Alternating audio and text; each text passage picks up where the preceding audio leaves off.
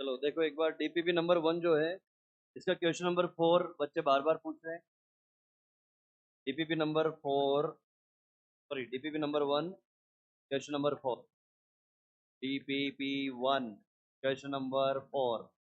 देखो क्या है question. When a fresh water protozoan, एक ऐसा प्रोटोजोआ जो किस में रहता है, फ्रेश वाटर में। ये रहा फ्रेश वाटर में रहने वाला प्रोटोजोआ यानी कि अमीबा। अमीबा किसमें रहता है, ये फ्रेश वाटर में। देखो फ्रेश वाटर में रहते हैं भाई साहब। इनके अंदर क्या है, कॉन्ट्रेक्टाइल वैक्यूल है। इनके अंदर एक कॉन्ट्रेक्टाइल वैक्यूल है, ठीक है। कॉन्ट्रेक्टाइल वैक्यूल क्या करती है, ऑस्मो रेगुलेशन करती है। ठीक, अंदर जो भी आयन बनेंगे, एक होती है इसके अंदर फूड वैक्यूल, सबको पता होगा अमीबा तो। अमीबा के अंदर एक तो होती है फूड वैक्यूल। फूड वैक्यूल में क्या करेगा, ऐसे स्यूडोपोडिया से खाने को कहाँ ले जाएगा, फूड वैक्यूल में। और फूड वैक्यूल में खाना जब आ जाएगा तो डाइजेस्टिव जूस रिलीज होंगे वहां पे और खाना पचा देंगे। ऐसे ही जितने भी यहाँ पर आयंस है जो एक्स्ट्रा हैं, उन एक्स्ट्रा आयंस को ये किस में डाल देता है, कॉन्ट्रेक्टाइल वैक्यूल में। और ये वैक्यूल को ऐसे सरफेस पे छोड़ के बाहर निकाल देता है पानी में। मेरी बात समझ में आ रही है। तो ये क्वेश्चन में क्या कहना चाह रहे हैं, ये क्वेश्चन में कहना चाह रहे हैं कि अगर इस फ्रेश वाटर अमीबा को एक ऐसे ग्लास के अंदर डाल दिया जाए जिसके अंदर सोल्टी वाटर है। देखो यहाँ पर कौन सा वाटर है, फ्रेश वाटर। तो ये फ्रेश वाटर के साथ आइसोटोनिक है। आइसोटोनिक समझते हो, इसके अंदर की कॉन्सेंट्रेशन और इसके बाहर की कॉन्सेंट्रेशन कैसी है, इक्वल है। अगर मैंने इसको उठा के किस में डाल दिया, ये देखो एक बाल्टी के अंदर डाल दिया, मैं इस बाल्टी के अंदर डाल दिया। और इस बाल्टी के अंदर जो है, ये देखो हाईली कॉन्सेंट्रेटेड मीडिया है। यानी कि नमक घोल के मैंने पानी रख दिया यहाँ पे। देखो पानी रख के और इसके अंदर नमक घोल दिया। अगर इस अमीबा को मैं यहाँ पर प्लेस कर दूंगा, ये इस अमीबा को अगर मैं यहाँ पे प्लेस कर दूंगा, तो ये पूछना चाह रहा है कॉन्ट्रेक्टाइल वैक्यूल पे क्या असर आएगा, बताओ। अंदर का जो लिक्विड है वो निकल निकल के बाहर आ जाएगा, क्यों, एक्सो ऑस्मोसिस हो जाएगा। ऑस्मोसिस की डेफिनेशन क्या है,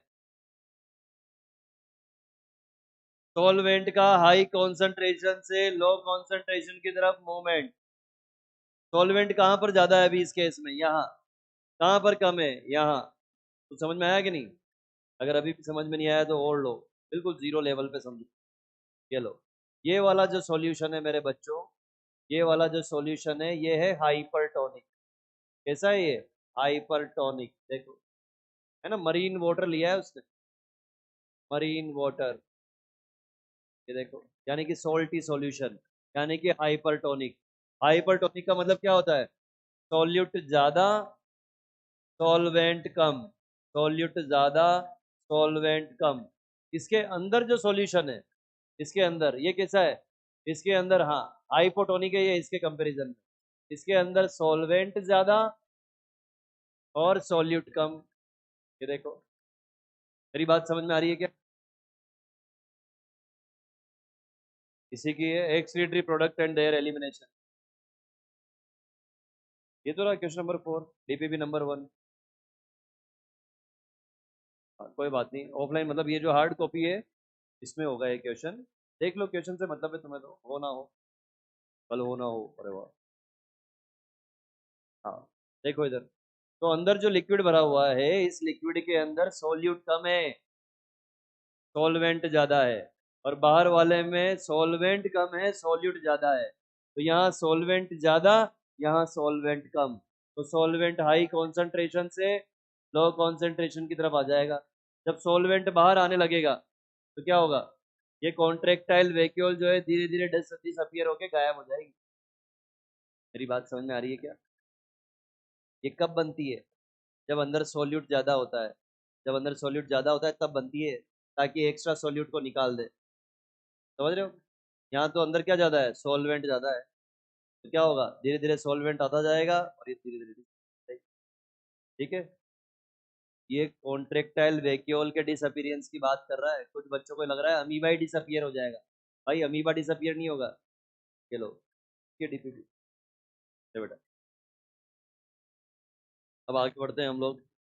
नौजवानों, इसकी है, इसकी है, किसकी है, पता नहीं किस किस की है। देखो इधर, ये वाला डायग्राम मैंने तुम्हें बताया था, नेफ्रॉन जो होते हैं दो तरह के होते हैं।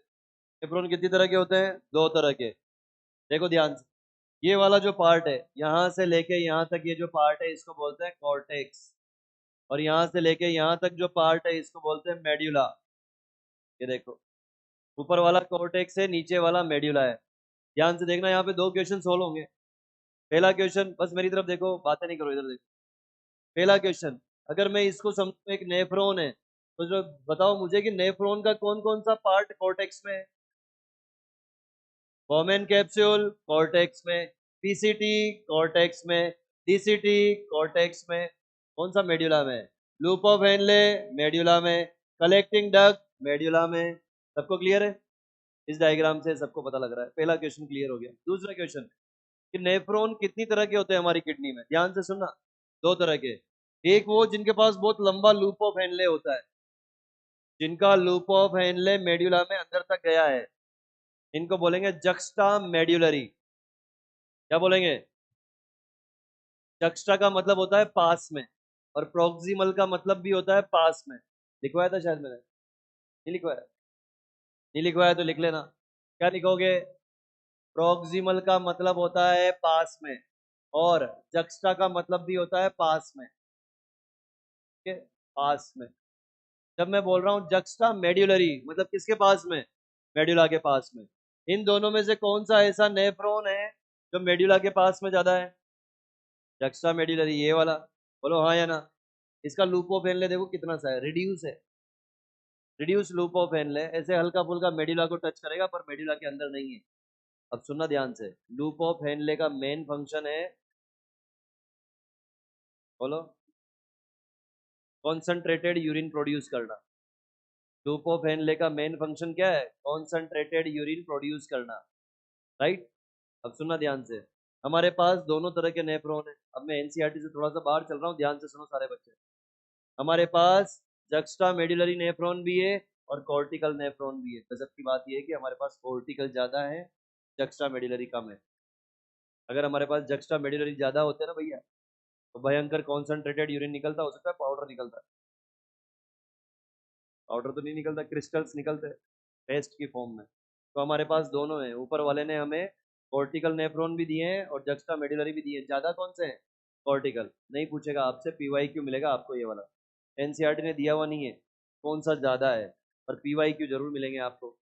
और हो सकता है अपने किसी टेस्ट सीरीज में आ जाए यहाँ क्वेश्चन कि कौन सा ज्यादा होता है। मैंने हिंट दे दिया, लास्ट ईयर भी ये क्वेश्चन आया था, लास्ट ईयर भी ये क्वेश्चन आया था टेस्ट सीरीज में।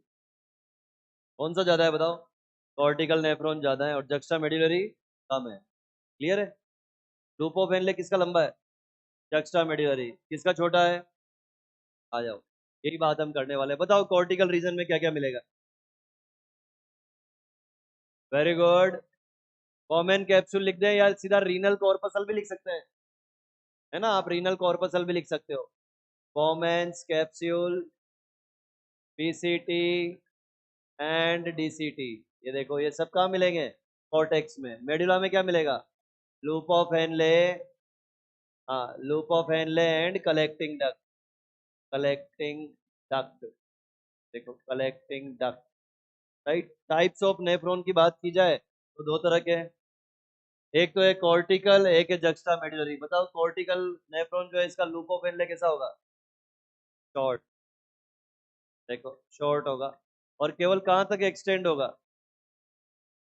Up to cortex region only, up to cortex region. देखो केवल कॉर्टेक्स रीजन तक ही होगा। हल्का फुल्का मेडुला को टच कर सकता है, लेकिन मेडुला के बिल्कुल डीप साइड में नहीं होगा। इन भाई साहब की बात करें, इनका लूप ऑफ हेनले लॉन्ग है, और कहां तक होगा? एक्सटेंड अप टू, देखो डीप इनटू मेडुला भी लिख सकते हैं हम, डीप इनटू मेडुला। देखो, चलो जवाब दो इस सवाल का।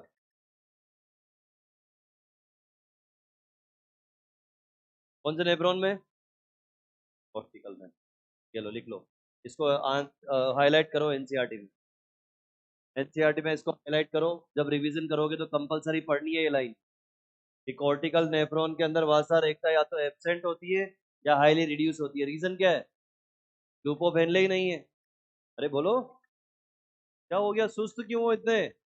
एनर्जी कहाँ गई तुम्हारी पाताल लोक में? अरे ये समझ में आया कि नहीं? देखो डायग्राम वैसे बनाना चाहिए डायग्राम, पर तुमसे बनेगा तब है। देख लो अपने अपने हिसाब से, बन जाए तो अच्छी बात है।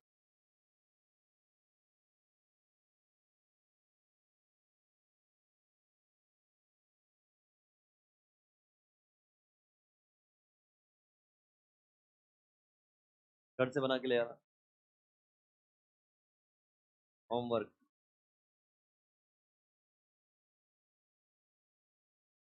आ गए आप? हो जाओ शुरू। तिरछी टोपी वाले।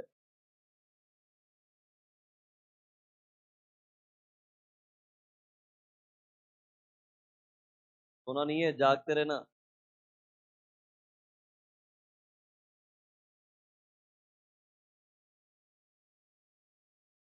कल टेस्ट था तुम्हारा, परसों?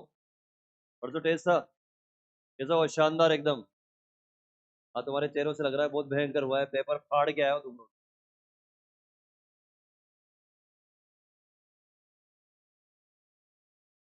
कुछ तो बोलो कैसा हुआ?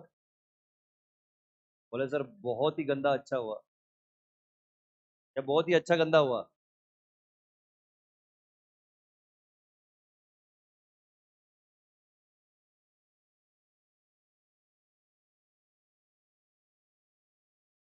मैं अभी एक सरप्राइज टेस्ट लेके आया हूँ एक 12th क्लास में, है ना, कंप्लीट 12th सिलेबस।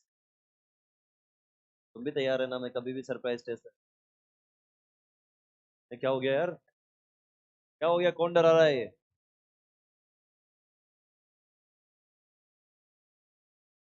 उनका कंप्लीट हो गया ना 12th का सिलेबस?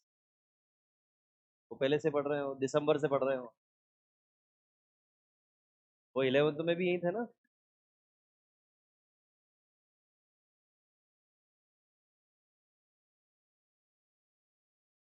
का 11th रिवीजन स्टार्ट हुआ है।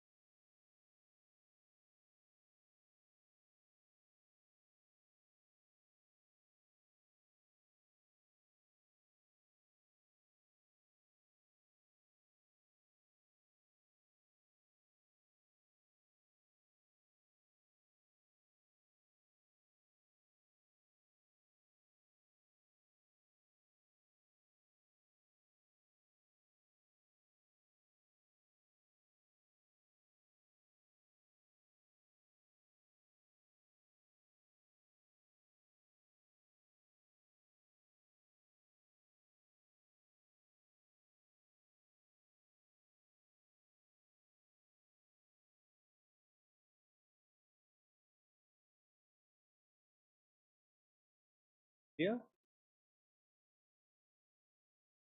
अच्छा, मैंने तुम्हें बता दिया था क्या कि मैक्सिमम यूरिया किस में होगी, कौन सी ब्लड वेसल में होगी, किसमें होगी बताओ मैक्सिमम यूरिया? जो लीवर से बाहर निकलेगी। लीवर से बाहर कौन निकलती है? Hepatic when. याद रखना, मैक्सिमम यूरिया हेपेटिक वेन में होगी। फिर उससे कम किस में होगी? रीनल आर्टरी में। ठीक, और सबसे कम किस में होगी? रीनल वेन में। रीनल आर्टरी के अंदर कौन सा ब्लड होगा? रीनल आर्टरी के अंदर कौन सा ब्लड होगा? ऑक्सीजनेटेड बट इम्प्योर, ये लिखवा दिया था मैंने।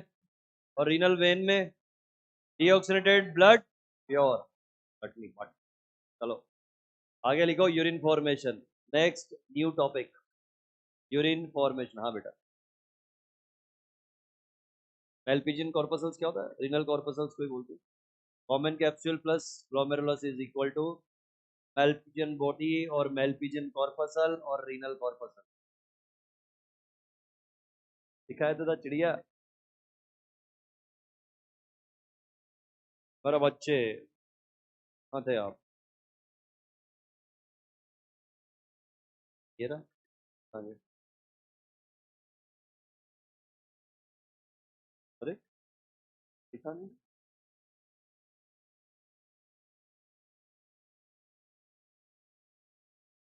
मैंने लिखा ही नहीं था क्या? रीनल कॉर्पसल नहीं लिखा है? मेल्पिजियन बॉडी भी नहीं लिखा है? क्या बात कर रहे हो? तो लिखो फिर, लिख लो कहीं पर इंपॉर्टेंट नोट डाल के। रीनल कॉर्पसल क्या होता है? रीनल कॉर्पसल और मेल्पिजियन कॉर्पसल, मेल्पिजियन कॉर्पसल और कॉर्पसल और मेल्पिजियन बॉडी क्या होता है? ये सिंपल है, ग्लोमेरुलस प्लस कॉमन कैप्सूल को कंबाइंडली क्या बोलते हैं हम?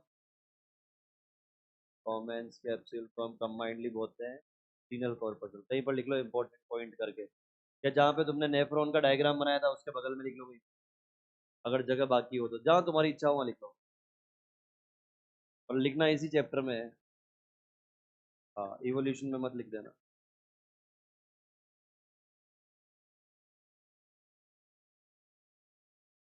ग्लोमेरुलस क्या था? Tuft of capillary. Common capsule के बारे में क्या लिखा था? कप शेप से ज्यादा जरूरी क्या है? Double walled. ये याद रखना, कॉमन कैप्सूल डबल वॉल्ड होता है, कप शेप होता है।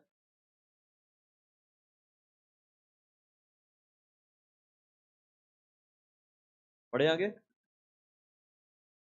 लिख लो।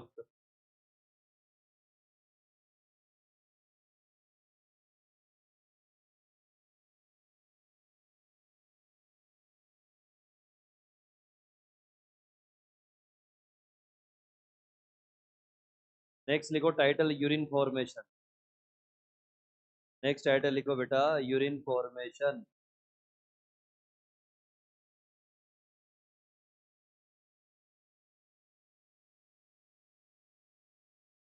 यूरिन फॉर्मेशन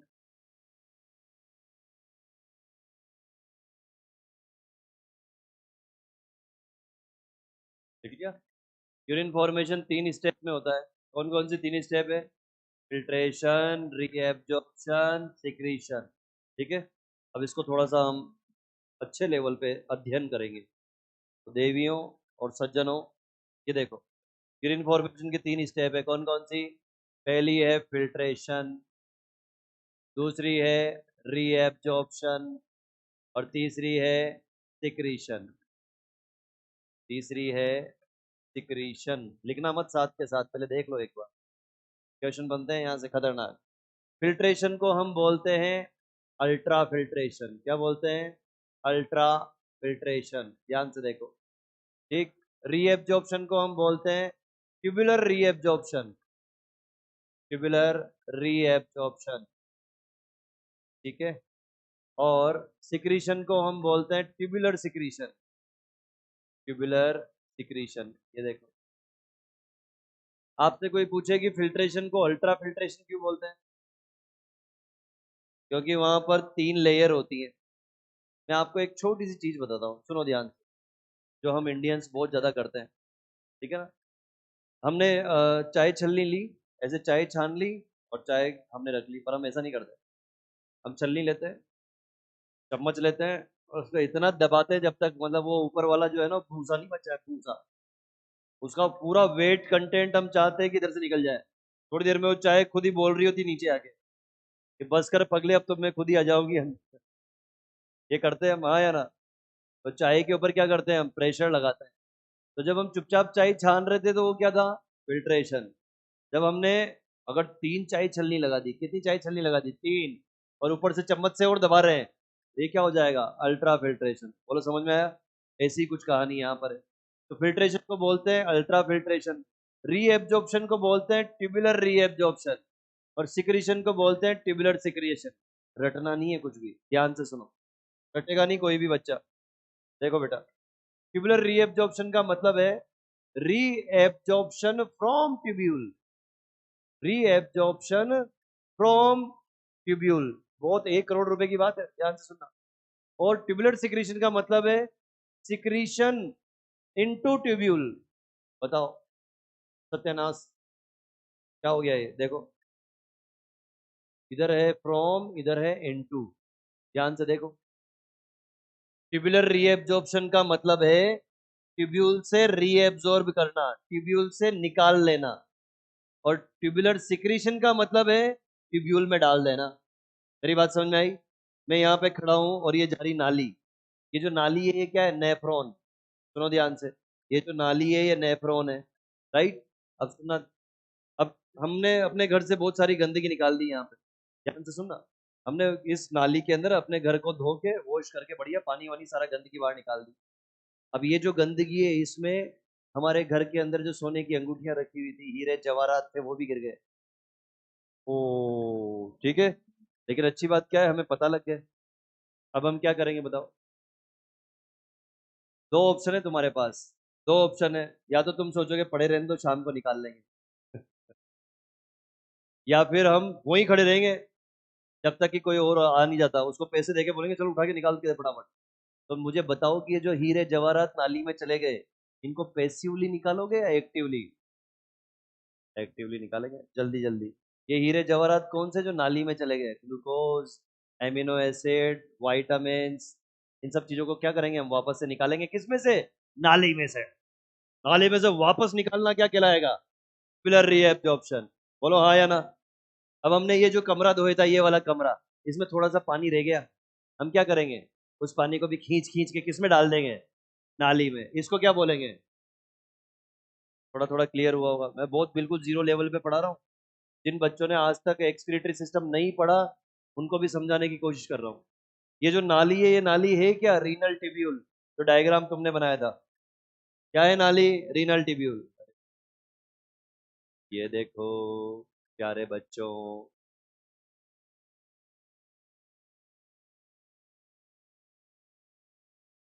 ये देखो ये रहा रीनल टिब्यूल।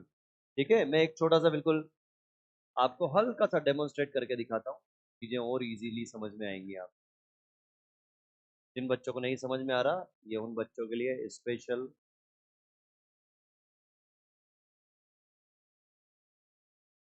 और बच्चों आपको पता है, थोड़ा सा सिंसियरली देखना पड़ेगा यार। देखो इधर ध्यान से, ये इधर से ब्लड आया, इधर ल्यूमन बड़ा है, उधर ल्यूमन छोटा है, तो ब्लड बहुत सारा आया लेकिन बहुत कम गया, तो ये यहाँ पे रुक गया। यहाँ पे रुक गया तो यहाँ इसकी दीवारों में छोटे छोटे होल है। देखो कैपिलरी की दीवारों में छोटे छोटे छेद है, देखो ध्यान से। तो क्या होगा? अब ये जो ब्लड आया मेरे बच्चों, इस ब्लड के अंदर क्या है? सेल्स भी हैं, इसके अंदर प्रोटीन्स भी हैं, इसके अंदर वाइटामिन्स भी हैं, इसके अंदर मिनरल्स भी हैं। मिनरल्स मतलब आयंस, है ना? आयंस अलग से लिख देता हूँ, ये लो। वाइटामिन हो गया, मिनरल हो गया, आयन हो गया, और सुनो, इसके अंदर नाइट्रोजनस वेस्ट भी है, हाँ या ना? इतनी सारी चीजें इस ब्लड के अंदर। अब क्या होगा? ये ब्लड जब यहाँ पहुंचेगा तो छन छन के कई सारी चीजें इसमें आ जाएगी। ये जो नेफ्रॉन है ना, ये नेफ्रॉन नहीं, ये नाली है। क्या है ये? नाली। ध्यान देना सारे बच्चे, ध्यान से सुनना। ये नेफ्रॉन नहीं है, नाली है। इसके अंदर हम अपना कचरा डालेंगे ब्लड का। ठीक, तो हुआ क्या, यहाँ पे फिल्ट्रेशन हुआ। फिल्ट्रेशन होने की वजह से क्या हुआ, यहाँ पर कचरा तो आ ही गया, नो डाउट। यहाँ पर नाइट्रोजनस वेस्ट आ गया, लेकिन साथ में अच्छी अच्छी चीजें भी आ गई। विटामिन भी आ गया, ग्लूकोज भी आ गया, और वाटर भी आ गया, बहुत सारा वाटर। देखो इतना सारा वाटर जाने देंगे क्या हम? इस ग्लूकोज को, इस विटामिन को जाने देंगे क्या हम? नहीं। तो हम क्या करेंगे, ये जो नाली में गिर गए, इनको वापस से बाहर निकाल लेंगे। नाली में जो चीजें गिर गई अच्छी अच्छी, ये देखो, ये जो नाली में अच्छी अच्छी चीजें गिर गई मेरे बच्चों, इनको हम क्या करेंगे, इन सब चीजों को क्या करेंगे, इनको बाहर निकाल लेंगे। देखो, इनको बाहर निकाल लेंगे। ये जो बाहर निकाला है, इसको हम क्या बोलेंगे, रीएब्जॉर्प्शन। क्या बोलेंगे इसको? ठीक है, कहां से किया रीएब्जॉर्प्शन? ट्यूब्यूल से। Reabsorption from tubule. बोलो समझ में आया क्या? बहुत सिंपल है। क्लियर है सबको? अब देखो, क्या इस बात की तुम गारंटी लेते हो कि इसके अंदर जो नाइट्रोजनस वेस्ट थे सारे आगे होंगे यहाँ पे? हो सकता है थोड़े नाइट्रोजनस वेस्ट यहाँ रह गए हो, हाँ या ना? ये जो नाइट्रोजनस वेस्ट यहाँ पर रह गए, अब देखो आगे जाके क्या होगा, ये होगा, डांस होगा, डांस। ये देखो, बोलो हाँ या ना? ये वाला पाइप, ये वाली जो वेसल है, ये आगे जाके इसको लपेट लेगी, किसको? नाली को। नाली को लपेट लेगी। इस नाली को लपेटने के बाद देखो, अब यहाँ से ये कौन है, ये रिमेनिंग नाइट्रोजनस वेस्ट है। क्या है मेरे बच्चों? रिमेनिंग नाइट्रोजनस वेस्ट, जैसे कि अमोनिया। ठीक है, अब क्या करेंगे हम, देखो यहाँ पे आया, ये पाइप आया, और इसमें चुपके से इस ब्लड के अंदर आ गई अमोनिया, ये डाल दिया हमने। ये डाल दिया हमने, कहाँ पे डाल दिया हमने? नाली में। इसको क्या बोलेंगे? ट्यूबुलर सिक्रीशन, यानी कि सिक्रीशन इनटू ट्यूब्यूल। क्या बोलेंगे इसको? ये देखो, इसको बोलेंगे secretion into tubule. Secretion into tubule. कितने बच्चों को समझ में नहीं आया? पूछो मुझसे, दोबारा समझा। घबराओ मत, एक बार देखो आराम से, और जिस भी बच्चे को समझ में नहीं आया मैं फिर से समझा दूंगा। पूछो। नहीं आया तो नहीं आया, कोई दिक्कत नहीं है,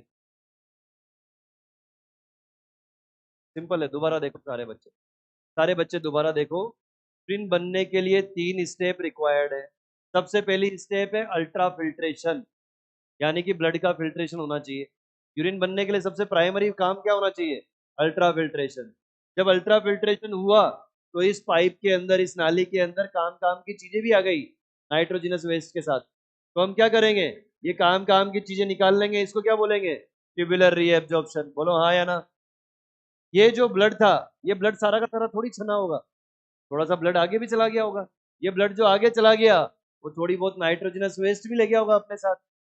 अब इस थोड़े बहुत नाइट्रोजनस वेस्ट को, इससे पहले कि ये किडनी से बाहर आए, ये वाला ब्लड ऐसे घूमता घूमता घूमता घूमता किडनी से बाहर आए, याद करो, रीनल वेन्यूल, रीनल वेन, ये नाइट्रोजनस वेस्ट लेके ये बाहर आए, उससे पहले हम क्या करते हैं? ये देखो, ये जो आ रही है, ये ब्लड कैपिलरी तो है। इस ब्लड ब्लड कैपिलरी में क्या है? बचा हुआ नाइट्रोजनस वेस्ट। इसको मैंने अब सीधा कहाँ डाल दिया? नाली में। इसको हमने क्या बोला? Secretion into tubule. किसका सिक्रीशन? नाइट्रोजनस वेस्ट का। हालांकि इसमें आयंस का भी सिक्रीशन करेंगे हम, जो भी आयन एक्स्ट्रा में है, एक्सिस में, वो भी डाल देंगे नाली में। मेरी बात समझ में आ रही है क्या? तो नाली से अच्छी अच्छी चीजें निकालना, ट्यूबुलर रीएब्जॉर्प्शन। नाली में गंदी गंदी चीजें डाल देना, ट्यूबुलर सिक्रीशन। बोलो क्लियर है क्या? सबको क्लियर है? जब ये सारा का सारा काम हो जाएगा, तो यहाँ पर जो लिक्विड बचेगा यहाँ पर, इसको हम बोलेंगे फाइनल यूरिन। क्या बोलेंगे इसको? Final urine. बोलो समझ में आया? अभी भी किसी बच्चे को कोई डाउट है तो पूछ लो। देखो, जूलॉजी में एक भी क्वेश्चन गलत नहीं होना चाहिए तुम्हारा। मैं एनसीईआरटी की एक एक लाइन उधेड़ उधेड़ के दिखा रहा हूँ तुम्हें, पोस्टमार्टम करके एक एक लाइन का। क्लियर है? कुछ डाउट तो नहीं है ना? आ जाओ वापस, आवाज तो निकल नहीं रही तुम्हारी। चलो, तो सबसे पहले वाले को स्टार्ट कर रहा हूं मैं, फिल्ट्रेशन को। फिल्ट्रेशन को हमने अल्ट्रा फिल्ट्रेशन बोला था, एक और नाम दिया है उसका, ग्लोमेरुलर फिल्ट्रेशन। क्यों? क्योंकि फिल्ट्रेशन कहां से होता है? ये देखो, filtration, filtration of blood, of blood through glomerulus. देखो, ग्लोमेरुलस से क्या होगा? फिल्ट्रेशन होगा। इसको हमने एक और नाम दिया, क्या? Ultra filtration. इसको हमने एक और नाम दिया अल्ट्रा फिल्ट्रेशन। क्यों नाम दिया?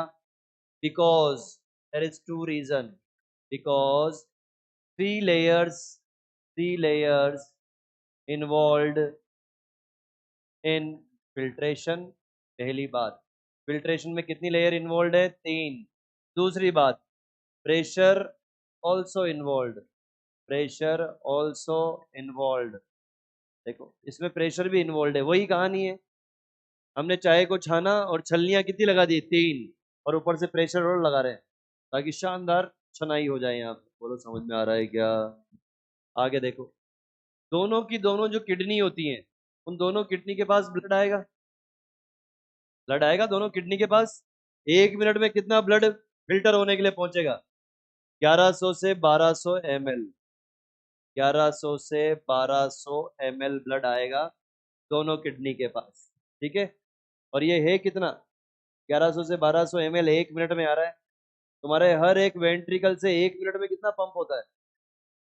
5000 ml। 1 मिनट में कितना होता है? 5000 ml। तो ये 5000 ml का लगभग लगभग कितना है? 1/5। कितना है ये? 1/5। देखो 1/5 ऑफ, बोलो, 1/5 of blood pumped by, very good, blood pumped by each ventricle, each ventricle in 1 minute। देखो 1 मिनट में हमारे जो ब्लड पंप कर रहा है उसका 1/5 हिस्सा तो हम कहाँ भेज देते हैं? किडनी में। सीधा किडनी में भेज देते हैं फिल्टर करने के लिए। कुछ समझ में आया? अगर ये किसी बच्चे के समझ में नहीं आया हो तो पूछ, मैं फिर समझा दूंगा। अच्छा सबको समझ में आ गया क्या? सभी को आ गया समझ में? नहीं आया तो फिर बताऊं? बताऊं? नहीं? फिर लिख लो। अब इतनी बार पूछ रहा हूँ उसके बाद भी समझ में नहीं आया तो पूछ लो भाई। अब क्या चरणों में लेट के पूछू तुमसे कि नहीं नहीं, पूछ तू तो पूछ।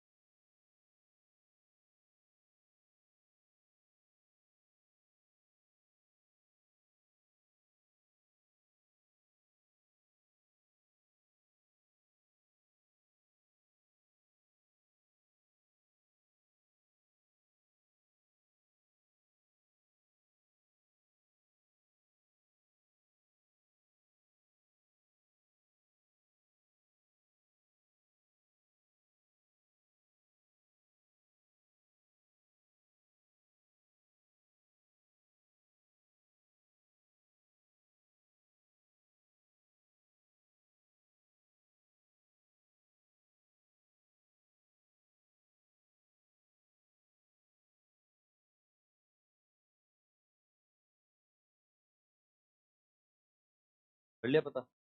क्या है बताओ?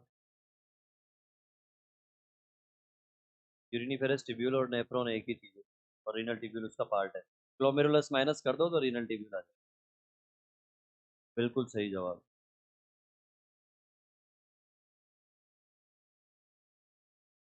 हाँ बेटा, एक ही बात है। रीएब्जॉर्प्शन क्यों बोल रहे हैं और रीएब्जॉर्प्शन मोर करेक्ट क्यों है? क्योंकि एक बार चला गया वो, एक बार नाली में चला गया, इसलिए दोबारा उठा रहे हैं उसको हम।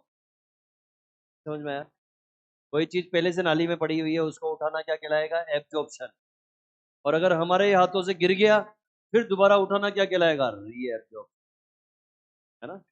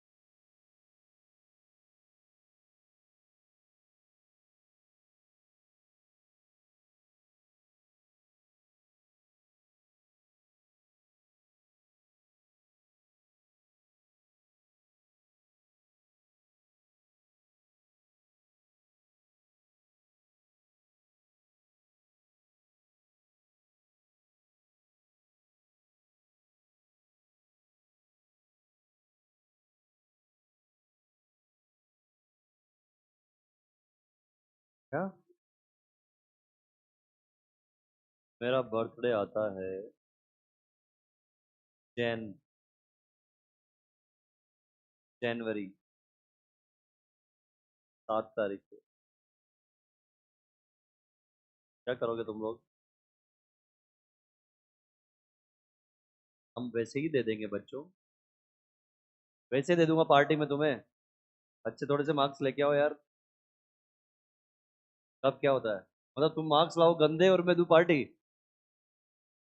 कैसे लोग हैं यार।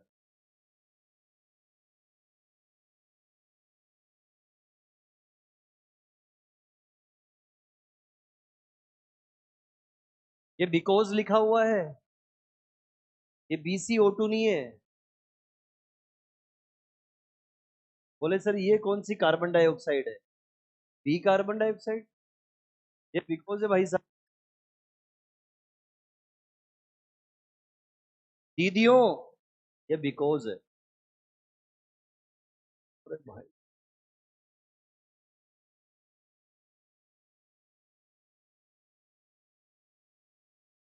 हाँ, देंगे यार तुम्हें पार्टी जरूर देंगे। अगले साल।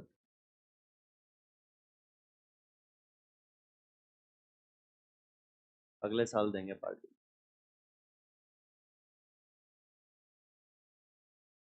कौन पूछ रहा है ये बात? अगर कृपा रही ऊपर वाले की तो जल्दी निपटा दे। हाँ मतलब फेब तक।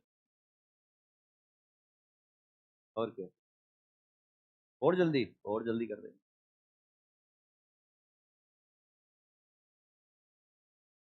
ज़्यादा जल्दी भी अच्छा नहीं है। पता लगे एकदम ऊपर से जा रहा है सब। जैसे एनिमल किंगडम है तो उसमें टाइम देंगे पूरा। है ना, एनिमल किंगडम में एक एक एग्जाम्पल याद होना चाहिए। थोड़ा प्रैक्टिस करवाएंगे, हो सकता है प्रैक्टिस शीट दूं मैं तुम्हें थोड़ा। ऐसा जहाँ जहाँ पर भी तुम्हें लग रहा है कि डिफिकल्टी लेवल है वहाँ पे। फिर इवोल्यूशन है, हेल्थ एंड डिजीज है, और स्पेशली माय फेवरेट बायोटेक।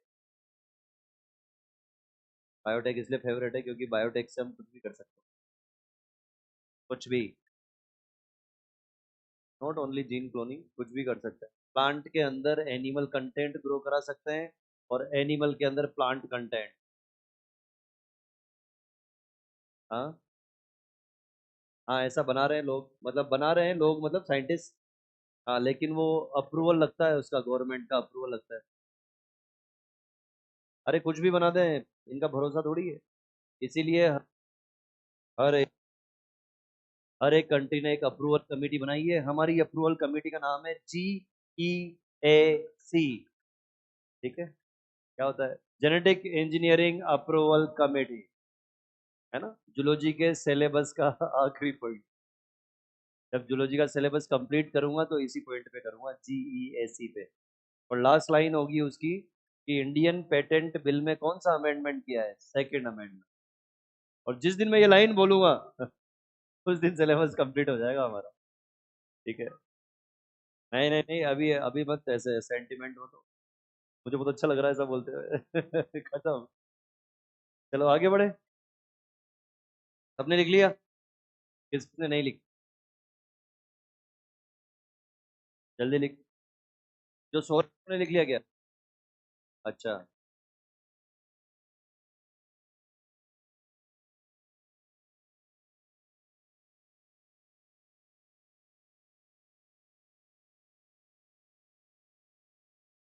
देखो देखो देखो देखो देखो आगे देखो।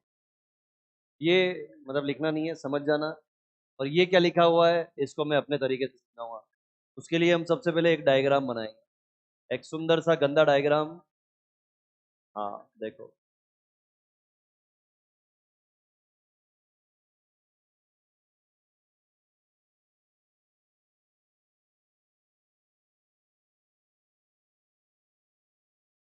ये रहा, देवियों और सज्जनों आपके आगे।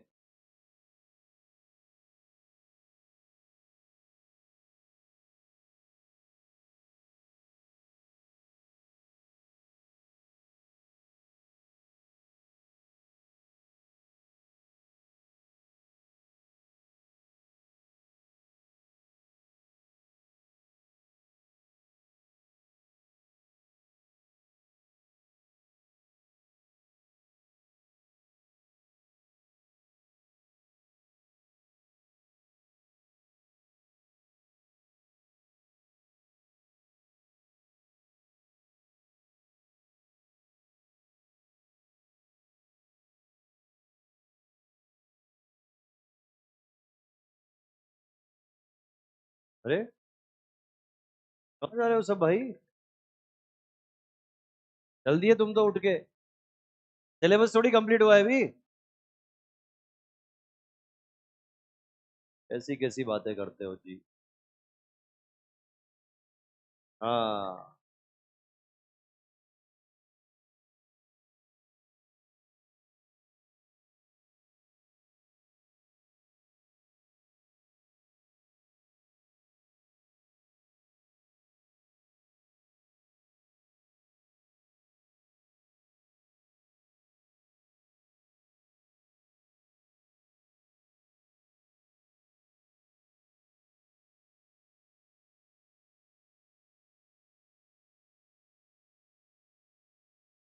चलो देखो अब इधर देखो। डायग्राम बनाने लगे होंगे तुम लोग तो, है ना? बहुत सीधे बच्चे हैं। देखो इधर। ये है ग्लोमेरुलस और वो है बॉमेन कैप्सूल। अब जो जो बातें हमने बोली वो प्रूव करने का समय आ गया। सारे बच्चे ध्यान से देखो। जो बच्चे सो रहे हैं ना वो भी देखो। इधर देखो। तुम चाहे रात को 1 घंटे सोए हो चाहे 2 घंटे सोए हो, इधर देखो जितना। हाँ। तुम्हें क्या लग रहा है 2 घंटे सोए हो तो सोने दूंगा? इधर देखो, इधर ध्यान दो। एक पुरानी बात है, मैं बताता हूँ तुम्हें।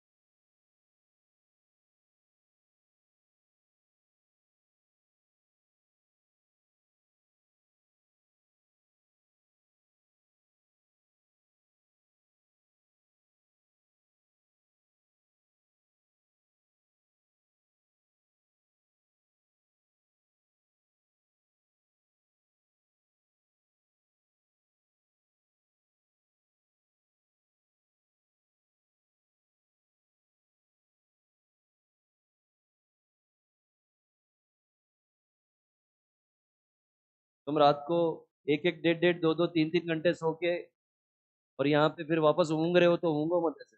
यूं मत करते रहो, है ना? थोड़ा सा अपने अंदर एंथुजियाज्म रखो। वो आग जलनी चाहिए। वो जो आग है वो जलनी चाहिए, ऐसे नहीं कि माचिस लगी इधर लगा दो कहीं आग। वो आग जलती रहनी चाहिए। तुम्हें पता होना चाहिए कि तुम अपने आप को कहाँ देख रहे हो। तुम्हें पता है तुम्हारे मन में जो आग जल रही है तुम्हें खुद को बड़ा करने की, कुछ अच्छा साबित करने की। तुम्हें जितने भी लोग मिलेंगे ना वो उस आग को बुझाने का ही काम करेंगे। सारे लोग क्यों? क्योंकि तुम्हारे अंदर से जो ओरा जो तेज निकलता है, तेज समझते हो? कुछ लोगों के अंदर इतना तेज होता है, मतलब एक एक ऐसी एनर्जी होती है, ऐसी वाइब्स होती हैं। उनके साथ बैठते ही गजब पॉजिटिविटी आती है। और कुछ ऐसे लोग जो बिल्कुल ऐसे कर रहे हैं, उनके साथ बैठो तब भी पॉजिटिविटी आएगी तुम्हें। किस चीज की पॉजिटिविटी आएगी? सोने की। जब भी कोई बस ड्राइव करता है ना, तो ड्राइवर अपने पास कभी ऐसी सवारी को नहीं बिठा था जो सो रहा हो, है ना? सोने नहीं देता वो, क्यों? क्योंकि उसको भी नींद आती है। तो ये अपने अंदर की आग को जिंदा रखो। हम भले ही 2 घंटे सोए, कोई इशू नहीं है। समय निकल जाएगा, वक्त निकल जाएगा, लेकिन तुम्हारी मेहनत जरूर काम आएगी। 100% काम आएगी। मैं एक छोटा सा हिंट देता हूँ। 3 साल पहले एक बच्चा था, रैंकर बेच में था। नहीं हुआ उसका, सिलेक्शन नहीं हो पाया उसका। वो नॉर्मल बेच से शिफ्ट होकर रैंकर बेच में गया था। लेकिन उसने खूब तैयारी की, खूब मेहनत की जम के। उसने बीएचयू में जाके बीएससी नर्सिंग का एक एग्जाम दिया और उसमें टॉप किया। समझ रहे हो मेरी बात? टॉप किया उसने।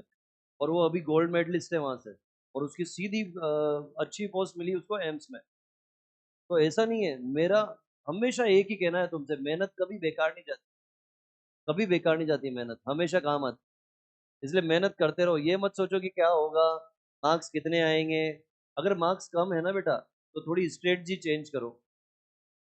जब भी तुम्हें लगता है मार्क्स कम आ रहे हैं तो अपने प्रयास करने के तरीके को बदलो, प्रयास करना मत छोड़ो।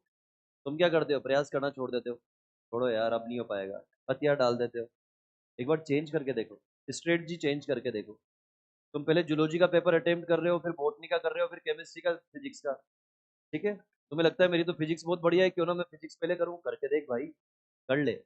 ये जितने भी एक्सपेरिमेंट करने हैं दिवाली की छुट्टी के पहले पहले कर लो। मैं हर साल बच्चों को बोलता हूँ और बहुत फायदा मिलता है इसका। दिवाली की छुट्टी के बाद जब वापस लौट के आओगे तब कोई एक्सपेरिमेंट मत करना।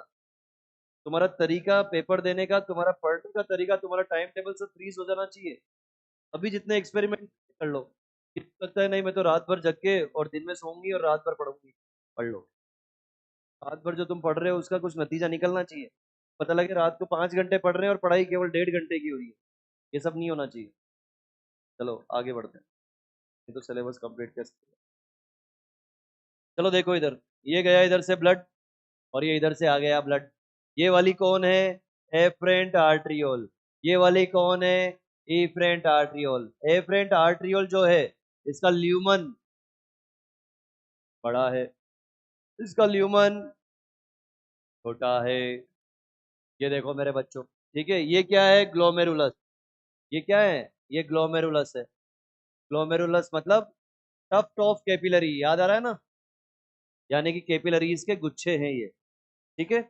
ये क्या है, बोमेन कैप्सूल। अब ध्यान देना, इस बोमेन कैप्सूल में बाहर की तरफ जो है ये क्या है, आउटर एपिथीलियम। ये है आउटर एपिथीलियम। मैं एक बहुत अच्छी बात बताने जा रहा हूँ, सुनना ध्यान से। और जो ये येलो वाली है अंदर, ये है इनर एपिथीलियम। इनर एपिथीलियम देखो। अब एनसीईआरटी ना ऐसे करती है धोखा हमारे साथ, क्या, एनसीईआरटी ने ये बोल दिया कि बोमेन कैप्सूल डबल वॉल्ड होता है, बोमेन कैप्सूल की दीवारें दो होती हैं, बस ये बोल के छोड़ दिया उसने, ठीक है। फिर उसके बाद देखो, ये जो दो दीवारें हैं, बाहर वाली दीवार को बोलते हैं आउटर एपिथेलियम, अंदर वाली दीवार को बोलते हैं इनर एपिथेलियम। अंदर वाली दीवार की सेल्स मॉडिफाई होके एक नई तरह की सेल बनाती है जिनको बोलते हैं पोडोसाइट। क्या बोलते हैं, देखो सारे बच्चे ध्यान से देखो, ये जो सेल आपको नजर आ रही है बेटा, इनको बोलते हैं पोडोसाइट्स। पोडो का मतलब होता है अपेंडेजेस, पोडा, ऑर्थ्रोपोडा। देखो अपेंडेजेस, और साइट्स का मतलब सेल, ऐसी सेल जिसके बहुत सारे ऐसे अपेंडेजेस निकले हुए हों। देखो ऐसा नहीं लग रहा जैसे पैर हो किसी का। पोडोसाइट्स, ये देखो पोडोसाइट्स, ये रही। तो ये 1 करोड़ रुपए का सवाल है, बताओ मुझे कि पोडोसाइट किसका मॉडिफिकेशन है, आउटर एपिथेलियम का या इनर का। ये जिपमर में और एम्स में आने वाला फेवरेट क्वेश्चन था इस चैप्टर का, कि पोडोसाइट किसका मॉडिफिकेशन है, इनर का, ध्यान रखना। और कैसे पता आपको कि इसके अंदर इनर भी है और आउटर भी है, डबल वॉल्ड। अब ये तो लिख दिया एनसीईआरटी ने, पर ये नहीं लिखा कि पोडोसाइट किसका मॉडिफिकेशन है। क्लियर है। अब देखना, ये जो बीच में आपको जगह दिखाई दे रही है, ये है बेसमेंट मेम्ब्रेन। ये क्या है मेरे बच्चों, बेसमेंट मेम्ब्रेन।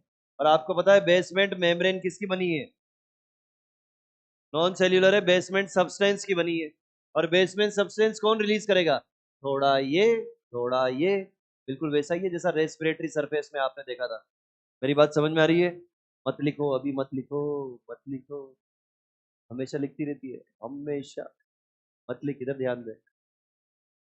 उधर क्या देख रही है, तुझसे कह रहा हूँ। हाँ, इधर देखो, ध्यान से देखो। तो यहाँ पे देखो, यहाँ पर है ब्लड। इस ब्लड को फिल्टर होकर यहाँ तक लिक्विड भेजने के लिए कितनी दीवारें पार करनी पड़ेगी, 3। पहले ब्लड कैपिलरी की खुद की दीवार, फिर ये बेसमेंट मेम्ब्रेन, फिर उसके बाद बोमेन कैप्सूल की एपिथेलियम। बोलो हाँ या ना, अरे बोलो। तो ब्लड जब फिल्टर होके यूं आएगा तो सबसे पहले ब्लड कैपिलरी को पार करेगा, ब्लड कैपिलरी को पार करने के बाद बेसमेंट सब्सटेंस को पार करेगा, बेसमेंट सब्सटेंस को पार करने के बाद बोमेन कैप्सूल के एपिथेलियम से टकराएगा। और उसको टकराने के बाद यहाँ पे देखो, यहाँ बहुत सारी पोडोसाइट्स है।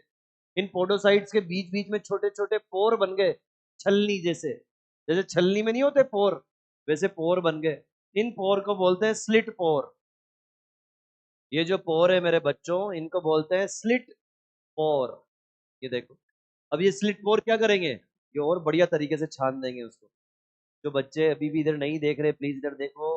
एनसीईआरटी में कुछ भी नहीं है, कहीं पर कुछ भी नहीं है, जो कुछ है सब यहाँ है। इधर देखो, क्योंकि मैं एक एक लाइन में एक एक क्वेश्चन सोल्व करवा रहा हूँ, इसलिए प्लीज यहाँ देखो।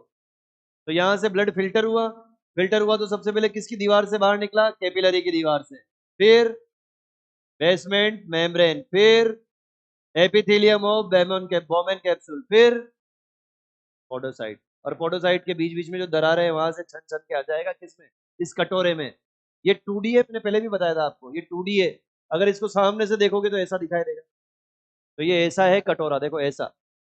ये जो कटोरा है बोमेन कैप्सूल, ये ऐसा है कप लाइक, डबल वॉल्ड।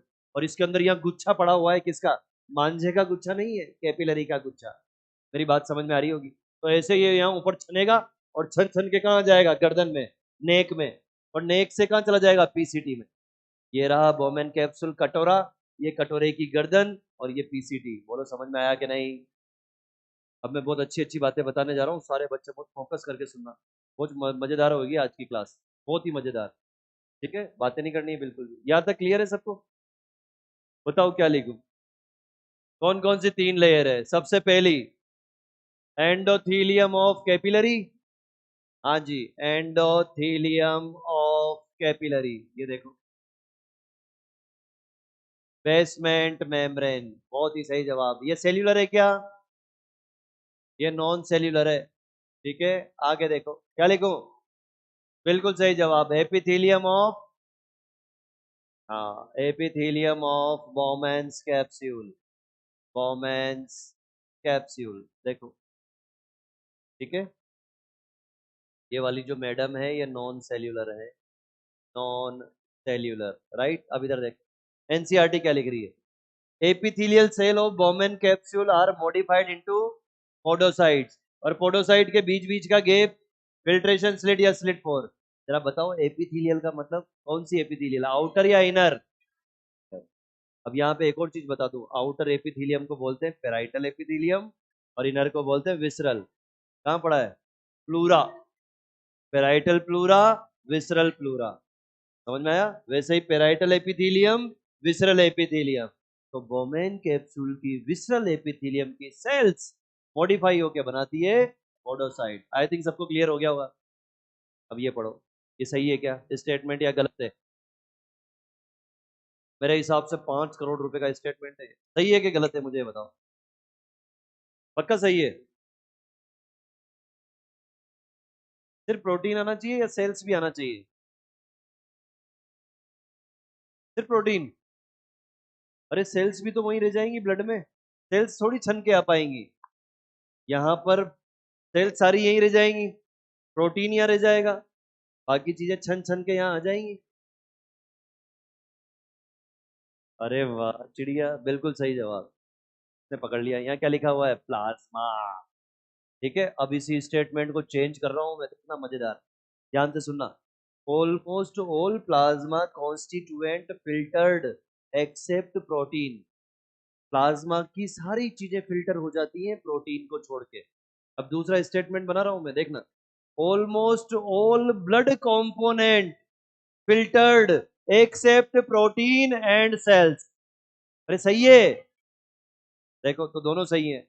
और ये दोनों आ चुके हैं कम से कम 8-8 9 9 बार, 8-8 9 9 बार आ चुके हैं दोनों स्टेटमेंट, दोनों सही है। मैंने एक बार ये रैंकर बैच में ऑल इंडिया टेस्ट सीरीज में दिया था एक क्वेश्चन, पहला स्टेटमेंट ये, दूसरा वो। बच्चों ने एक को सही माना, दूसरे को सही नहीं माना, जबकि दोनों सही है। तो मैं यहाँ दूसरा स्टेटमेंट भी लिख रहा हूँ जो एनसीईआरटी ने नहीं लिखा। क्या है दूसरा statement? Almost all blood components components filtered except proteins and cells। बोलो हाँ या ना? ठीक है, हाईलाइट करो इस लाइन को एनसीईआरटी में हाईलाइट करो इस लाइन को। किसी बच्चे के कुछ समझ में नहीं आया तो मुझे बता दो। अरे मुझे तो पहचानते हो ना कि भूल गए? बनाओ ये सुंदर सा डायग्राम। ये ए ई ए, ये क्या है पता है ना? Afferent arteriole, efferent arteriole. Afferent मतलब आने वाली, ईफरेंट मतलब जाने वाली। ठीक है, अगर किसी को कंफ्यूजन है कि कौन सी थी ए फ्रेंड कौन सी थी ई फ्रेंड, तो ई से ई फ्रेंड और ई से एग्जिट, ऐसे याद रख लेना।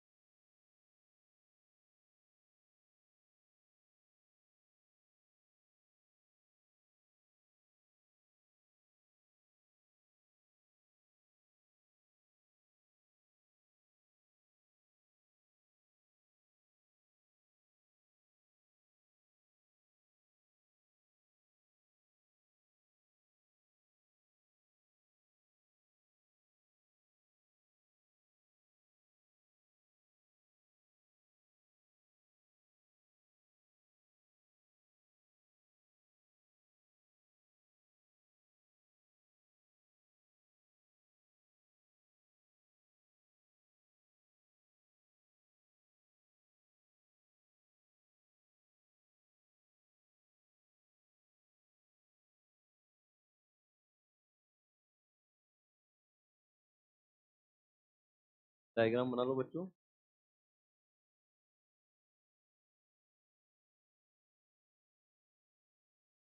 ब्लड का फ्लो भी दिखाना उसमें, इधर से एंटर कर रहा है इधर से एग्जिट।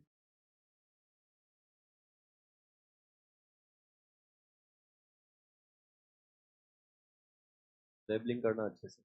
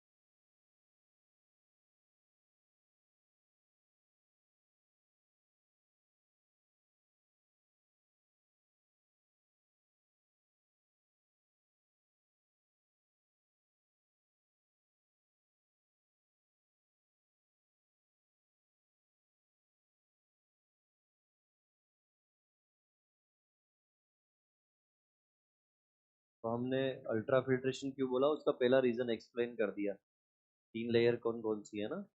अब दूसरा रीजन एक्सप्लेन करेंगे हम कि प्रेशर कौन कौन सा इन्वॉल्व है जिसकी वजह से अल्ट्रा फिल्ट्रेशन होता है।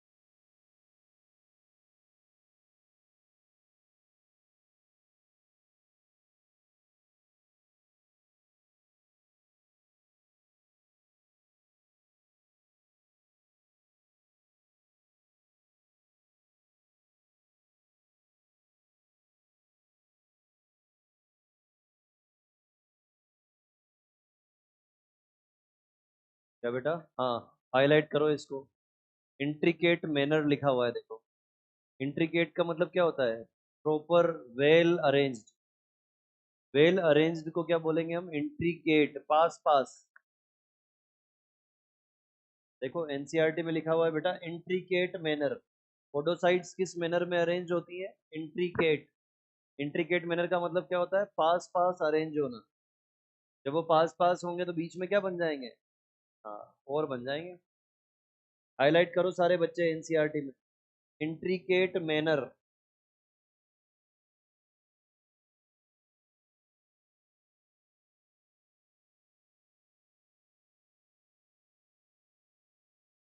हाँ, इंट्रिकेट मैनर, पास पास अरेंज होना। आई थिंक लास्ट पैराग्राफ होगा शायद। हाँ,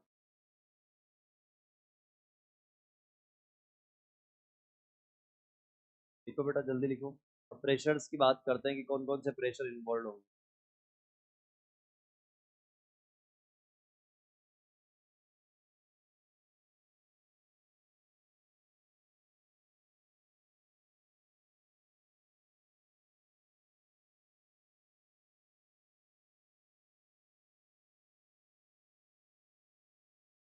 लिख लिया? आजा जल्दी, इंपॉर्टेंट है, जल्दी आओ फटाफट।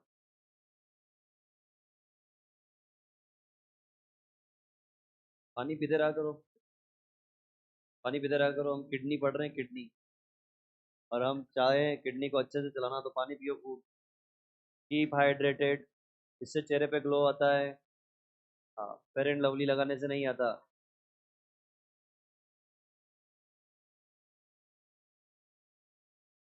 जो भी है क्या,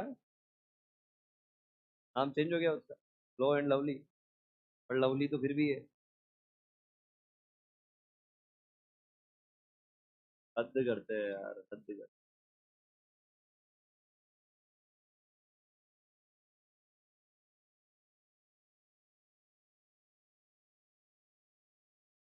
मैंने पहले तुम्हें बोला है कि 2 क्लासेस के बीच में डीपीपी वगैरह सोल्व किया करो, रिवाइज किया करो। हाँ, मेरे पास कल कई सारे बच्चे आए, शनिवार को भी आए मिलने, और बोल रहे सर इसका बहुत फायदा मिला हमें। नहीं, जब मैं बोल रहा हूँ तब किसी और से बात ना करने का। जब मैं बोल रहा हूँ तब तूने स्किप कर दिया। मैंने ये बोला कि 2 क्लासेस के बीच में जो टाइम मिलता है 15 मिनट का, उसमें 10 मिनट में ये रिवाइज कर लिया करो। तुम्हें घर पे जाके जूलॉजी के लिए अलग से टाइम निकालने की जरूरत नहीं है, यही खत्म करके जाओ। और अपना मैक्सिमम फोकस दो फिजिक्स और केमिस्ट्री पे।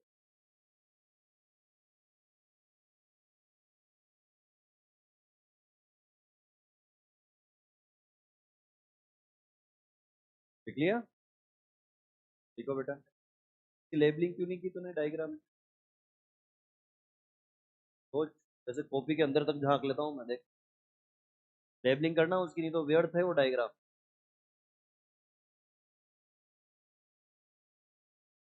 क्वेश्चन करते रहो, डीपीपी के, है ना बेटा? हाँ, किधर है?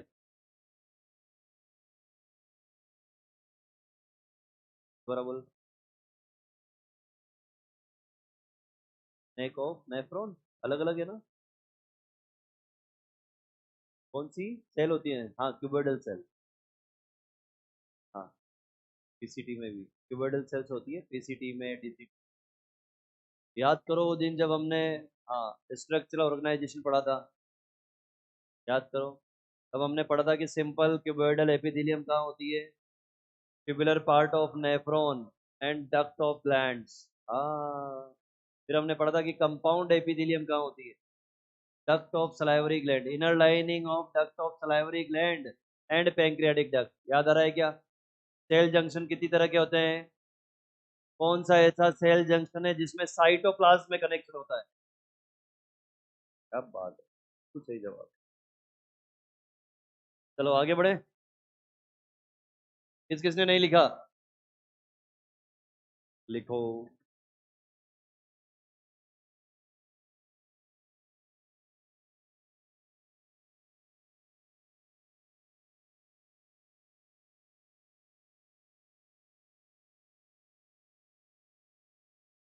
लेबलिंग अच्छे से करना बच्चे। ब्लड का फ्लो भी दिखाओ, ब्लड का फ्लो। ब्लड किधर से आ रहा है और किधर जा रहा है।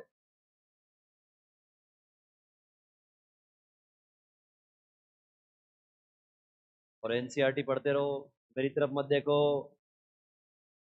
एनसीईआरटी पढ़ते रहो।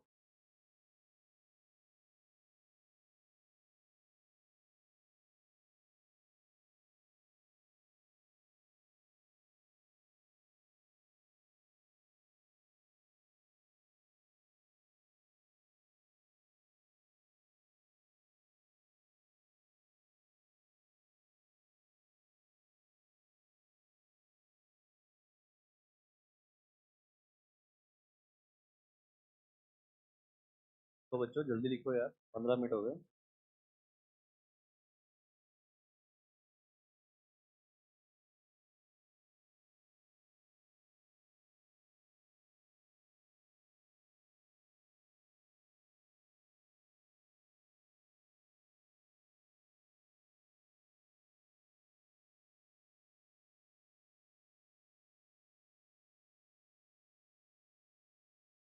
हाँ बेटा यही है ना, ये देख बीच बीच में जो पोर है, जैसे ये देख, एक एक फोटो साइट ये है, एक फोटो साइट ये है।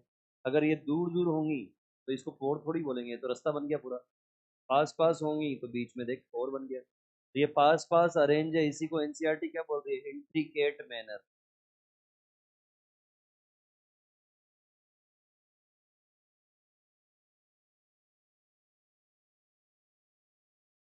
ठीक है, चलो आगे देख, आगे देखो भैया, आगे अब प्रेशर कौन कौन से प्रेशर की बात करते हैं, चलो आ जाओ। तीन तरह के प्रेशर हैं, अब इसमें पूरा ध्यान लगाना अपना, हमारा जितना भी ब्रेन है वो सारा ब्रेन यहाँ पे लगाना, यहाँ पे जरूरत पड़ेगी ब्रेन की। ठीक है, तीन तरह के प्रेशर कौन कौन से, पहले लिखूं के पहले समझाऊं? तो पहले समझो, फिर ध्यान से समझो। ये इसका एफरेंट आर्ट्रियोल का ल्यूमन बड़ा है, इफरेंट आर्ट्रियोल का ल्यूमन छोटा है। तो बहुत सारा ब्लड आएगा लेकिन कम कम जाएगा, तो यहाँ पर ब्लड की होल्डिंग बढ़ जाएगी। ग्लोमेरुलस में क्या होगा, ब्लड की होल्डिंग बढ़ जाएगी, यानी कि ब्लड रुकने लग जाएगा। जब कोई भी लिक्विड रुकता है और उसकी वजह से प्रेशर लगता है तो इसको बोलते हैं हाइड्रोस्टेटिक प्रेशर। देखो नाम में छुपा हुआ है उसका मीनिंग, हाइड्रो मतलब लिक्विड, स्टैटिक मतलब रुकना, और प्रेशर। जब कोई भी लिक्विड रुक के प्रेशर लगाए तो उसको हम क्या बोलेंगे, हाइड्रोस्टेटिक प्रेशर। तो बिल्कुल वैसे ही जैसे सिरिंज होती है, पिचकारी होती है, सिरिंज में क्या होता है, आगे का जो नोजल है पतला होता है, तो पीछे से बहुत सारा वाटर और आगे नोजल पतला, तो हम जब प्रेशर लगाते हैं उस पर तो वो लिक्विड उल्टा प्रेशर लगाता है। कभी भी अगर वो जो इंजेक्शन होता है उस इंजेक्शन को ऐसे जोर से दबाना और पीछे से अंगूठा हटा लेना, ये पीछे से जो पिस्टन है ना, पिस्टन निकल के भागेगा ऐसे। समझ रहे हो मेरी बात, क्यों हो रहा है ऐसा? क्योंकि वो जो ब्लड, वो जो लिक्विड है, वो लिक्विड रुक चुका है, उस लिक्विड के ऊपर बाहर से हम प्रेशर लगा रहे हैं और वो लिक्विड रुक गया। क्यों? क्योंकि वो कम निकल पा रहा है बाहर, क्योंकि आगे का नोजल छोटा है, इसलिए वो रुका हुआ लिक्विड क्या करेगा, प्रेशर लगाएगा। सेम कंडीशन यहाँ पर है, लिक्विड यानी कि ब्लड बहुत सारा आएगा लेकिन कम कम जाएगा, तो ये प्रेशर लगाएगा। अब अगर यहाँ पर छेद नहीं होते तो ये प्रेशर उल्टा कहाँ लगता है, इधर। सारे बच्चे ध्यान से देखो, खोए खोए मत बैठे रहो, मेरी तरफ देखो, ये तो भूल जाओगे सब। इधर देखो, ये बहुत सारा ब्लड आया लेकिन कम कम गया, तो ब्लड रुक गया। अब ये रुका हुआ ब्लड इधर प्रेशर लगा था लेकिन उधर नहीं लगाया, प्रेशर नीचे लगाया। क्यों? क्योंकि यहाँ पे होल है, ये देखो इनके दीवारों में यहाँ पर छेद है, तो प्रेशर कहाँ लगा, नीचे। जब नीचे प्रेशर लगा इसकी वजह से ब्लड फिल्टर होना चालू हो गया, ब्लड फिल्टर होना चालू। लेकिन ब्लड ने खुद ने बोला क्या, मुझे नहीं होना फिल्टर। ब्लड मना कर रहा है, अपोज कर रहा है, इस हाइड्रोस्टेटिक प्रेशर का अपोज कर रहा है ब्लड। क्या बोल रहा है, मुझे फिल्टर नहीं होना। अब आप पूछोगे ब्लड क्यों अपोज कर रहा है, तो एक छोटा सा एग्जांपल समझो। ब्लड जो है ना हमारा, वो पानी जैसा नहीं है, वो गुलाब जामुन की चाशनी जैसा है, गाढ़ा। ठीक है, अब एक छोटा सा एग्जांपल पहले ही बताया था मैंने, एक साड़ी का टुकड़ा इधर लो, एक साड़ी का टुकड़ा इधर लो, इधर पानी डालो और इधर गुलाब जामुन की चाशनी डालो, बताओ कौन जल्दी छन जाएगा? पानी। चाशनी क्या कर रही है, खुद को विस्कस से थिक है, खुद को छनने से रोक रही है। मेरी बात समझ में आई? अगर ये भी समझ में नहीं आ रहा तो वो जो इंजेक्शन है, छोटा सा इंजेक्शन, उस इंजेक्शन में पानी भर के प्रेशर लगाओ और चाशनी भर के प्रेशर लगाओ, बताओ कौन इजीली निकल पाएगा, पानी। यानी कि चाशनी कैसी है, विस्कस है, ठीक है, कोलोइडल है, कोलोइडल। वो कोलोइडल है इसलिए खुद को छनने से रोकेगी। खुद को आगे बढ़ने से रोकेगी। ऐसे ही हमारा ब्लड है, ब्लड कैसा है, गाढ़ा, ब्लड गाढ़ा है, वो खुद को छनने से रोकेगा। ब्लड क्या बोलेगा, मैं नहीं जाऊं, मैं नहीं जाऊं। हाइड्रोस्टेटिक प्रेशर क्या बोलेगा, जाना पड़ेगा, जाना पड़ेगा। बोलो समझे कि नहीं, ये क्लियर है। तो ये दोनों एक दूसरे को अपोज कर रहे हैं। अब सुनना ध्यान से, अब सारे बच्चे ध्यान से सुनना। देखो ये वाला मैकेनिज्म समझ में आ गया, और ये रहा नीचे कटोरा, ये रहा नीचे कटोरा। मेरी तरफ देखो, सिर्फ मेरी तरफ। एक हल्की सी तुम्हारी नजर हटी मेरे ऊपर से, स्किप हो जाएगा पूरा, ध्यान से देखो। ये रहा कटोरा, है ना, ये कटोरा इतना चौड़ा है, और ये नेक है इसकी छोटी। ध्यान से देखना, इस कटोरे में, और ये ऊपर रहा देखो, ये जाल, कैपिलरी का नेटवर्क। ये कैपिलरी के नेटवर्क से छन छन के ये टपक रहा है, देखो फिल्ट्रेट गिर रहा है नीचे। ये कैपिलरी से ब्लड छन रहा है ना। अब हीमोग्लोबिन तो ऊपर ही रह जाएगा, क्योंकि आरबीसी ऊपर रह गई। तो ये नीचे टपक रहा है, ये रेड होगा क्या, नहीं होगा, यूरिन जैसा होगा ये टपक टपक के नीचे किस में इकट्ठा हो रहा है, कटोरे में। ध्यान से देखो, अब कटोरे में इकट्ठा हो जाएगा तो कटोरा फुल भर जाएगा, कटोरा फुल भर जाएगा। और ये कटोरा फुल क्यों भर रहा है, खाली क्यों नहीं हो रहा, क्योंकि देखो इसका मुंह बड़ा है लेकिन गर्दन छोटी है। तो जिस स्पीड से इसके अंदर लिक्विड गिरेगा, उतनी स्पीड से आगे निकल नहीं पाएगा। की बात समझ में आई। तो इस कटोरे में लिक्विड होल्ड होने लग जाएगा। और मैंने आपको बताया, जब कोई लिक्विड होल्ड होगा तो हाइड्रोस्टेटिक प्रेशर लगाएगा। इस कटोरे में भरा हुआ लिक्विड भी क्या बोलेगा उससे, ब्लड से, मता मता, जगह नहीं है। समझ रहे हो, तो ध्यान से सुनो। यहाँ पर जो हाइड्रोस्टेटिक प्रेशर है वो क्या बोल रहा है, चला जा, चला जा। ब्लड क्या बोल रहा है, नहीं जाऊंगा, नहीं जाऊंगा। कैप्सूल के अंदर भरा हुआ लिक्विड क्या बोल रहा है, मत आ, मत आ। तो ये ऊपर वाले का अपोज कितने लोग कर रहे हैं, दो लोग। कौन कौन, एक तो ब्लड खुद कर रहा है, और एक कैप्सूल के अंदर जो लिक्विड भरा हुआ है वो कर रहा है।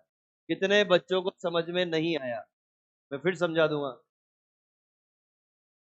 ये छन के कहाँ जाएगा, ये जो छनेगा ये कहाँ जाएगा, कैप्सूल में तो जाएगा, बोमेन कैप्सूल। जब वो भरा रहेगा लबालब तो मना नहीं करेगा। समझ में आया कि नहीं आया, नहीं आया तो समझा दूंगा, बता। आ गया, कोई कंफ्यूजन है तो पूछो, अरे बोलो। ऊपर जो ये लिक्विड भरा हुआ था ये था ब्लड, और इस ब्लड के रुकने की वजह से जो हाइड्रोस्टेटिक प्रेशर बना है उसको बोलेंगे ग्लोमेरुलर हाइड्रोस्टेटिक प्रेशर। और कैप्सूल में जो बना है कैप्सुलर हाइड्रोस्टेटिक प्रेशर। बोलो समझे, एक बार और समझो, एक बार और समझो, घबराओ मत, एक बार और समझो। तो तीन प्रेशर है अपने पास। पहला ग्लोमेरुलर, ग्लोमेरुलर हाइड्रोस्टेटिक प्रेशर। कोई भी नहीं रटेगा, सब मीनिंग है यहाँ पे, सबके मीनिंग है, रटने की जरूरत नहीं है। इसको शॉर्ट में बोलेंगे जीएचपी। क्या बोलेंगे, जीएचपी। ठीक है, दूसरे वाले का नाम बताओ, blood colloidal osmotic pressure. Blood colloidal osmotic pressure, यानी कि ब्लड खुद गाढ़ा है इसलिए वो छन्ने से मना कर रहा है। देखो ब्लड गाढ़ा है इसलिए वो छन्ने से मना कर रहा है। इसको बोलेंगे ब्लड कोलोइडल ऑस्मोटिक प्रेशर, बीसीओपी। ठीक है, तीसरे नंबर पे आ जाओ यहाँ पे। ये क्या है, capsular hydrostatic pressure. Capsular hydrostatic pressure, ये देखो सीएचपी। क्या है ये, सीएचपी। ठीक है, जरा बताओ जीएचपी क्यों है,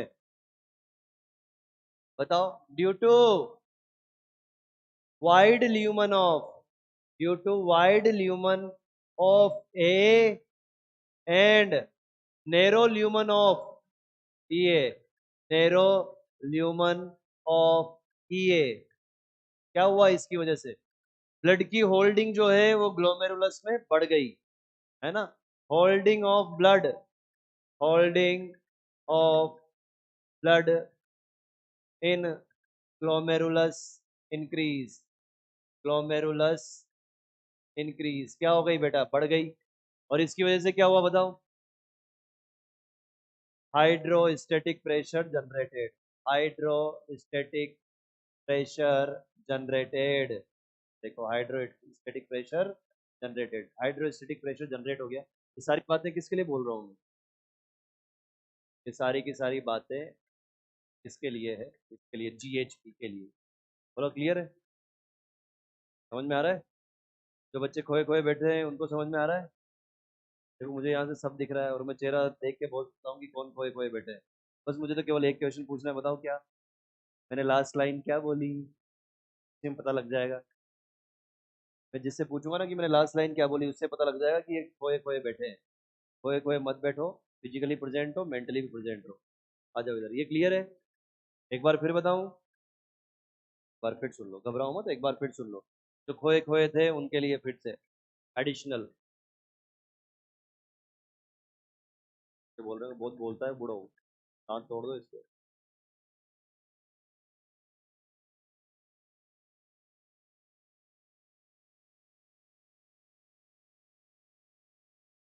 अब थोड़ा शायद समझ में आ जाए, क्या पता आ जाए। ठीक है, देखो इधर, बहुत सारा ब्लड आया लेकिन कम कम गया, बहुत सारा ब्लड आया लेकिन कम कम गया। और यहाँ पर है पोर, छोटे छोटे होल हैं, देखो यहाँ पर छोटे छोटे होल हैं, तो क्या होगा बताओ? इधर प्रेशर लगेगा, लगेगा कि नहीं प्रेशर? देखो प्रेशर, अरे प्रेशर लगेगा तो फिल्ट्रेशन होगा, है ना? लेकिन ब्लड क्या है, गाढ़ा है, ब्लड क्या बोलेगा, मुझे नहीं छनना। और यहाँ पर ये छन छन के देखो, ये ड्रॉप ड्रॉप गिर गिर के ये पूरा का पूरा भर गया है।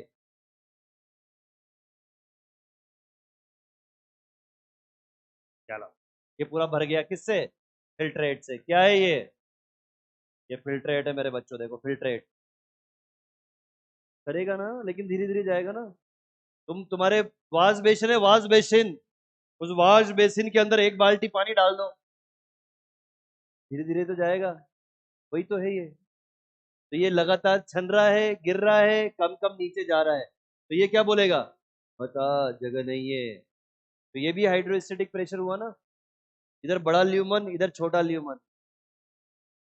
नहीं है जगह बाबा, जगह नहीं है इधर, इधर नहीं आने का रे पगले, ऐसा लगता है उसको। तो कौन किसको अपोज कर रहा है? यहाँ जो है वो है ग्लोमेरुलर हाइड्रोस्टेटिक प्रेशर। जो ब्लड भरा हुआ है वो लगा रहा है ब्लड कोलोइडल ऑस्मोटिक प्रेशर, और ये लगा रहा है कैप्सुलर हाइड्रोस्टेटिक प्रेशर। ये दोनों के दोनों मिलके इसको अपोज कर रहे हैं, ये दोनों मिलके इसको अपोज कर रहे हैं। फिर भी फिर भी ब्लड फिल्टर हो रहा है। तो ये जो नेट फिल्ट्रेशन प्रेशर है, ये किसकी वजह से होगा? Glomerular hydrostatic pressure minus BCOP plus CHP. ये देखो, इसकी वजह से क्या हो गया, फिल्टर हो रहा है। आई थिंक अब समझ में आ गया होगा, है ना? ये बहुत इंपॉर्टेंट है, तुम्हारे पास जितना भी भेजा है ना सारा लगा दो आज, सिर्फ आज, फिर अगले चैप्टर में लगाएंगे। पर आज यहाँ इस चैप्टर में बस यहीं पे लगेगा सबसे ज्यादा भेजा। ये क्लियर है सबको? तो नेट इफेक्टिव फिल्ट्रेशन प्रेशर क्या है वो देखो। नेट इफेक्टिव फिल्ट्रेशन प्रेशर क्या है नौजवानों? अभी अभी लिखा मैंने, glomerular hydrostatic pressure minus blood colloidal osmotic pressure plus capsular hydrostatic pressure, है ना? ये कितना होता है? 60, और ये लगभग 32, और वो होता है 18 यानी कि 50। दोनों का टोटल कितना होता है? 50। कितना हो गया? 10 mm ऑफ Hg। ये देखो, तो ब्लड का वो प्रेशर बताओ जिससे वो आपकी किडनी के अंदर फिल्टर होता है, इस पे। अब मैं तुम्हें क्वेश्चन पूछता हूँ शानदार, जो मैं रैंकर बेच में क्वेश्चन पूछता हूँ, क्योंकि तुम भी रैंकर से कम नहीं हो मेरे लिए। तो देखो इधर ध्यान से, यस, मैं बिल्कुल ऑनेस्टली बोल रहा हूँ। चाहो तो तुम रैंकर बेच के मेरे नोट्स और ये तुम्हारे नोट्स मिला लेना। कंटेंट नहीं, एक एक लाइन वही बोल रहा हूँ मैं। कहीं पर भी मैं डिफरेंशिएट नहीं करता बच्चों को, कहीं पर भी। मैं सारी चीजें वही तुम्हें पढ़ा रहा हूँ जो रैंकर बेच में पढ़ा रहा हूँ। कोई एक पॉइंट स्किप नहीं कर रहा है, इसमें ध्यान से देखो। कोई मेरे ऊपर कभी उंगली नहीं उठा सकता। मैं अपनी तरफ से 100% दे रहा हूँ, बस चाहता हूँ कि तुम भी अपनी तरफ से 100%। चलो देखो इधर, अगर मैं तुमसे पूछूं कि ये वाला ल्यूमन और ये वाला ल्यूमन बराबर हो जाए तो क्या होगा? अगर दोनों ल्यूमन बराबर होने लग जाए तो ये 60, 60 से 55, 55 से 50, 50 माइनस 50, तो फिल्ट्रेशन, तो किडनी फेल, तो बंदे को लेके कहाँ भागना पड़ेगा? डायलिसिस पे। ये देखो एम्स का क्वेश्चन है, बोलो क्लियर है? अगर ये वाला प्रेशर और ये वाला प्रेशर बराबर हो जाए तो किडनी फेल हो जाएगी। क्लियर है? सबको समझ में आ गया? छापो, छापो नौजवानों।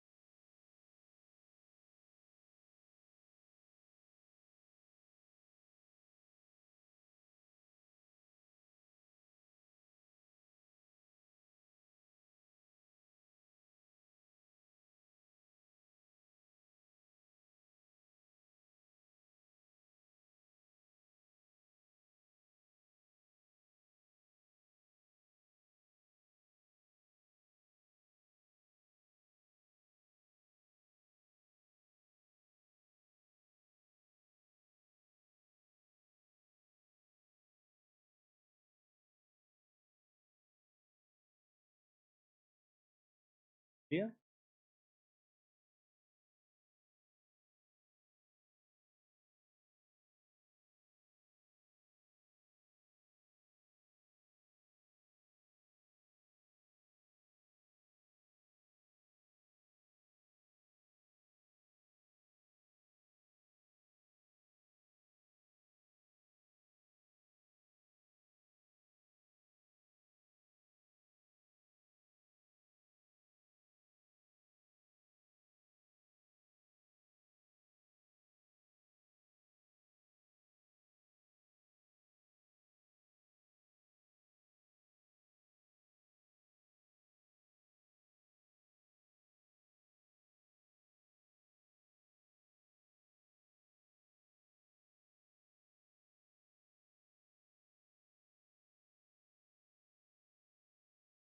VCOP होता है 32 अप्रोक्स, और CHP होता है अप्रोक्स 18।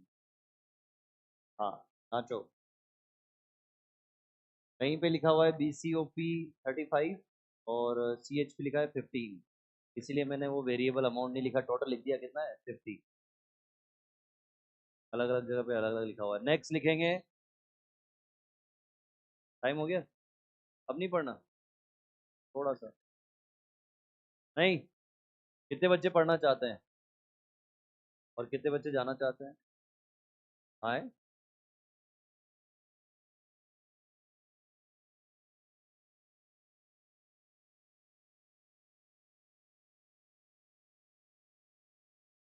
जाओ। कितने बच्चे जाना चाहते हैं और कितने बच्चे पढ़ना चाहते हैं? तो जाओ, फिर जाओ, जाओ। मैं खुद को इंटरेस्ट नहीं आएगा पढ़ने में। एक छोटा सा पॉइंट था, अब नेक्स्ट क्लास में डिस्कस करेंगे। ठीक है, जाओ बेटा जाओ।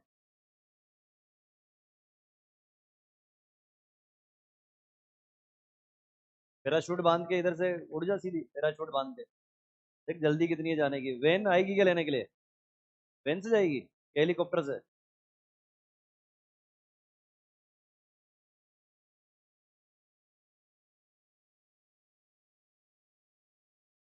हटा दूं?